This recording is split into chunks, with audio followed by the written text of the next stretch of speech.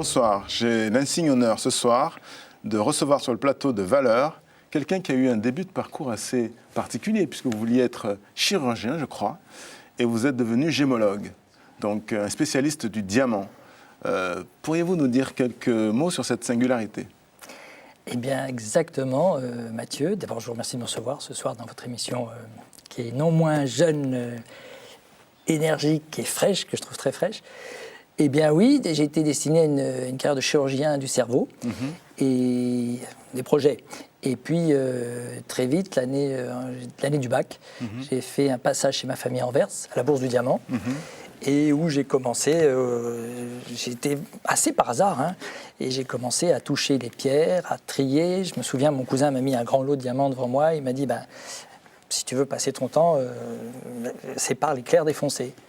Je parle éclair défoncé. Puis après, il mélange tout le lot et puis il me dit maintenant, sépare celle où tu vois un point, d'où tu vois rien du tout. Et j'ai séparé d'un point, et ceci et cela, et en quelques heures, j'ai été pris par cette matière, par toute cette ambiance. Il faut dire aussi qu'on a des mines en Amérique du Sud, donc ces lots qui viennent de chez nous, enfin toute une affaire familiale qui vraiment m'a pris Voilà, vous n'êtes pas le premier à être passionné par les diamants, mais quand on a un lot de diamants en face de soi, on ne peut que tomber amoureux quand même. Oui, c'est vrai. En même temps, je ne suis pas le premier, ni le premier à avoir un lot, puisqu'on est exploitant minier, grossiste. Et donc, tout notre travail consiste justement à trier des lots, à les préparer, à en fabriquer une partie, fabriquer, ça veut dire en tailler une partie. Et donc votre entreprise s'appelle Jabès. Oui. Jabès. Donc, chez Valeurs, on définit l'entreprise sous 3 angles, hommes, projet, structure. Quels sont les hommes qui composent Jabès ? Alors, Jabès, je suis le gérant et fondateur de Jabès. Je travaille toujours avec mon cousin, qui lui, donc exploitant minier, qui m'envoie le brut, que je trie et que je vends en Anvers. Le brut, ce sont les pierres brutes. Les pierres brutes, que je vends assez rapidement, puisque moi, je suis surtout dans le taillé.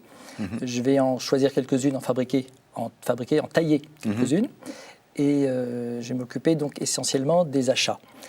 Je vais m'occuper aussi des expertises et de la formation, parce qu'on fait aussi la formation. D'accord.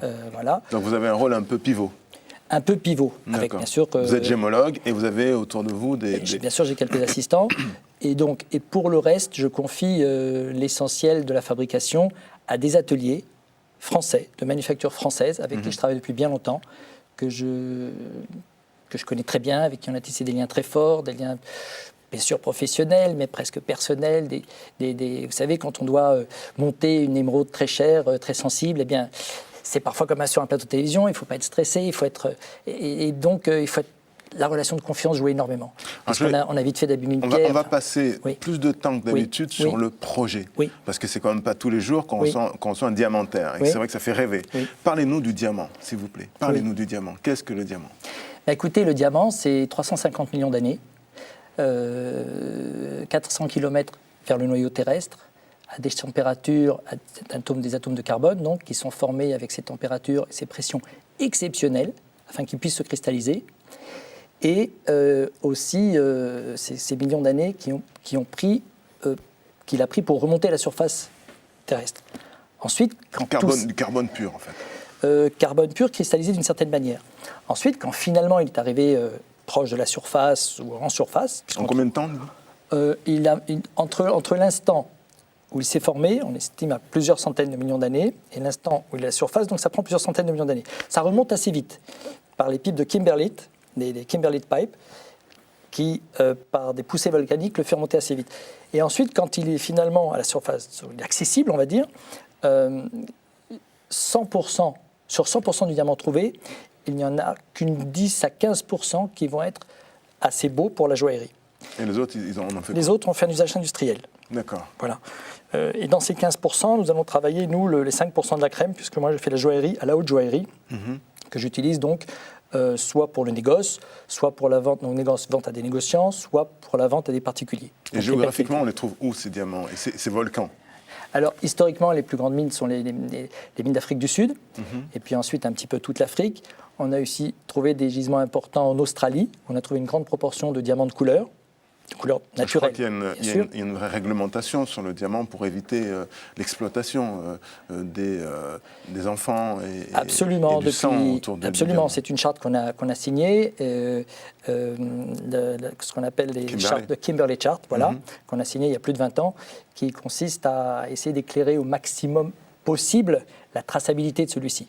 Et pour dire vrai, éviter toute la mafia qui existe néanmoins autour de cette activité. Alors Mathieu, éviter la mafia, vous savez, comme la mafia, on essaye toujours au maximum de l'éviter et on essaie de s'en éloigner. Mais absolument, pour essayer d'être le plus transparent possible et le plus clair possible avec toutes ces choses-là et d'anticiper au mieux ce qu'on peut anticiper. Donc, voilà. revenons, on a passé du temps sur le fondamental parce que c'est quand même un sujet passionnant. Oui. Revenons donc à la structure Javès. Oui. Comment est-elle organisée? Alors la structure Javès, en gros, donc, moi je m'occupe donc de cette partie. Les ateliers vont s'occuper, je vais suivre, superviser les ateliers externes sur la fabrication de joaillerie, de haute joaillerie, française toujours. Je vais également superviser et faire une bonne partie des expertises. Je m'occupe des achats à des négociants et à des particuliers. Et puis, Vous êtes capable de reconnaître un vrai diamant d'info où il y a beaucoup de pierres, vous êtes capable de reconnaître un interlocuteur en chair et en os ou un interlocuteur en plastique.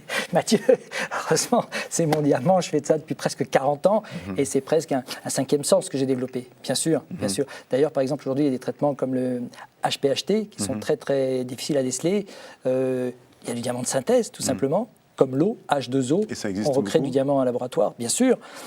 On soupçonne certains pays que je ne nommerai pas de mélanger une bonne partie de leur production à du diamant. Un lot de 100 carats peut avoir été mixé avec 30% de diamant synthétique. Donc, mais on le sent, on développe un cinquième sens, on le sent, on le voit, quelque chose ne va pas. Et puis on est assisté, bien sûr, des plus grands laboratoires de gémologie mondiaux. Voilà, donc obligation de certification. Bien sûr. Vous faites de la certification également? Bien sûr, bien sûr. 80% de nos pierres sont certifiées. Comment? Par le GIA, donc on les envoie soit au GIA, soit au Sherdey d'Anvers, GIA aux États-Unis, Sherdey d'Anvers, qui sont les plus grands laboratoires mondiaux, qui les classifient, qui leur donnent leur carte d'identité. Et puis, ce qui nous permet d'avoir un appui gémologique, puisque ces gens ne parlent pas d'argent, un appui de qualité, qui nous donne la carte d'identité du diamant. Voilà. Pour les 20% qu'on ne donne pas, c'est parce que les pierres peut-être n'en valent pas la peine, ou sont plus des pierres à effet, des pierres pour lesquelles il y a moins de sens de certifier. Vous êtes plus orienté vers la commercialisation d'un diamant bijou ou d'un diamant patrimonial? Alors, commercialiser, je vais un tout petit peu toucher votre notion de valeur aujourd'hui. J'adore l'argent, sans complexe, mais pas à n'importe quel prix. Alors, commercialiser, je vais avant tout voir le besoin de mon client. Bien souvent, s'il m'apporte un client m'apporte une vieille bague de sa grand-mère et plusieurs bijoux et que je dois racheter et qu'à côté, il veut m'acheter d'autres pierres. Enfin, bien souvent, je peux le conseiller et lui dire, mais écoutez, pourquoi vous voulez acheter cette pierre? Vous l'avez ici, on la retouche, on la retaille, on la remonte ici. Je veux que mon client reparte plus que satisfait, heureux. Donc voilà.